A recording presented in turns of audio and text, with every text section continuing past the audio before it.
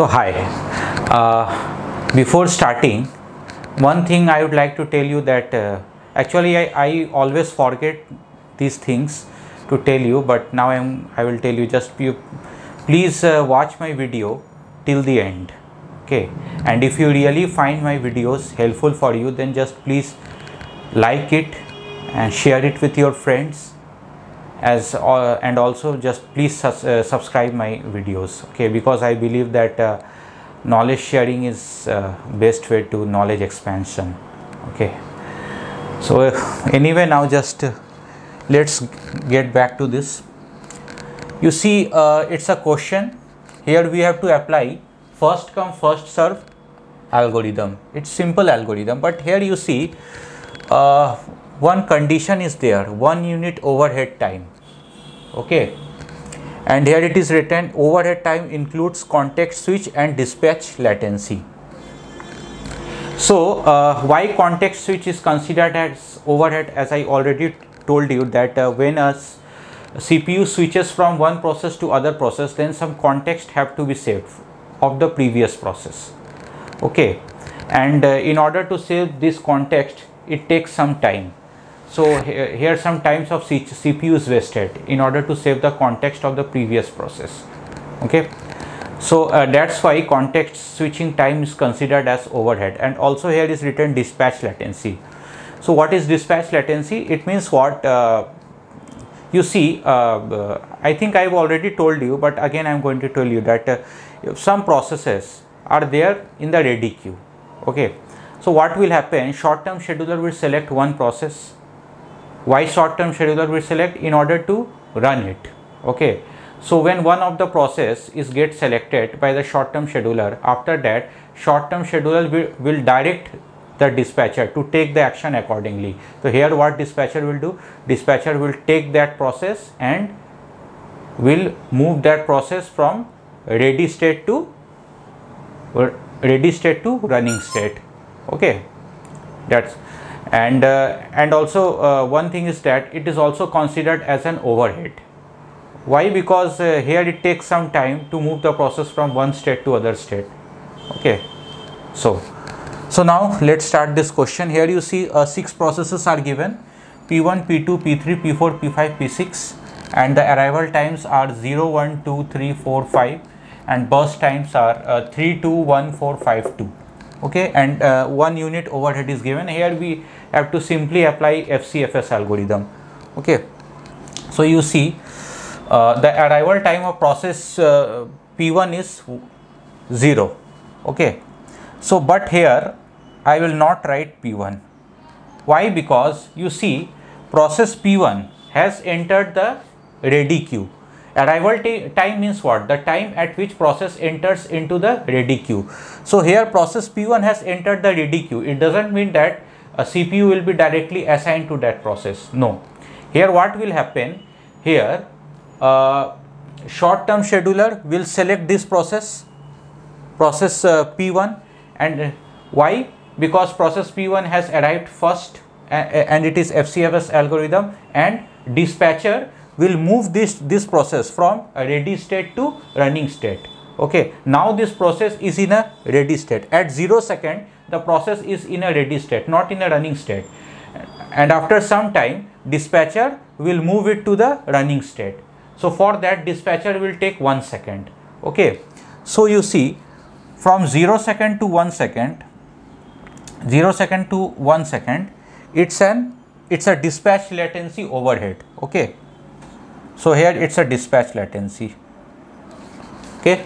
Now CPU is given to process P1, so here process P1 will execute for 3 seconds. It means what? 1, 2, 1 plus 3, 4, as it is non-preemptive scheduling algorithm FCFS. So, and you see since it is FCFS algorithm, so after process P1, which process came? Process P2.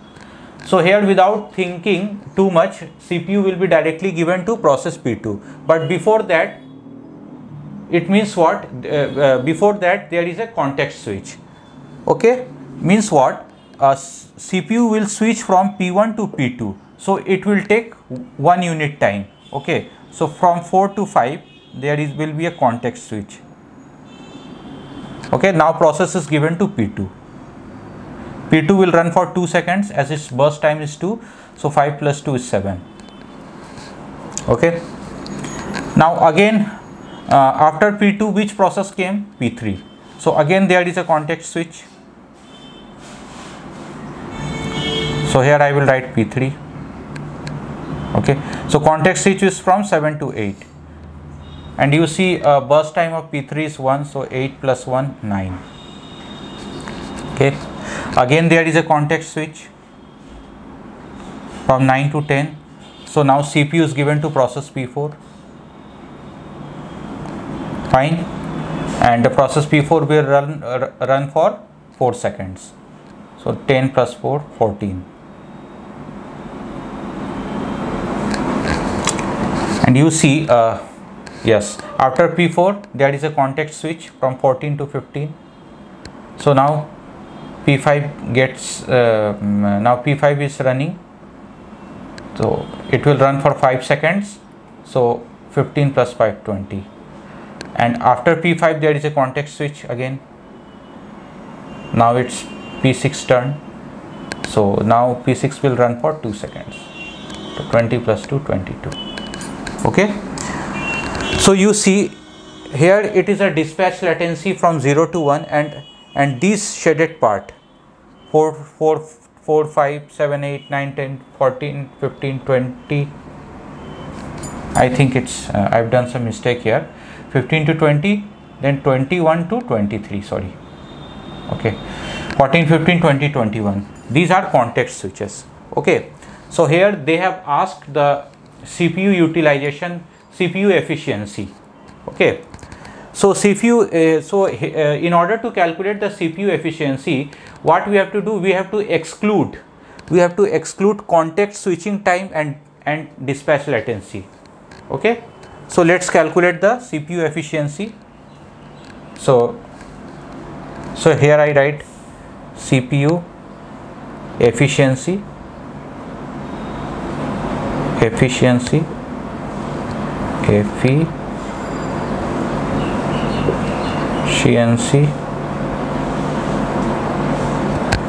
So just it's out of 23 seconds. We have to count all the burst time. You see what's the burst time here? 1 to 4, 3. Then here 5 to 7, 2. So let's write 3 plus.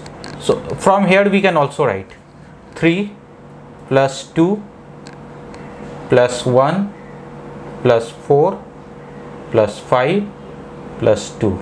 Okay, into 100. So it will be 5, 6, 10, 15, 17. So 17 by 23%. You just calculate it. So 17 by 23 into 100%. Okay. So you just calculate it. Okay. So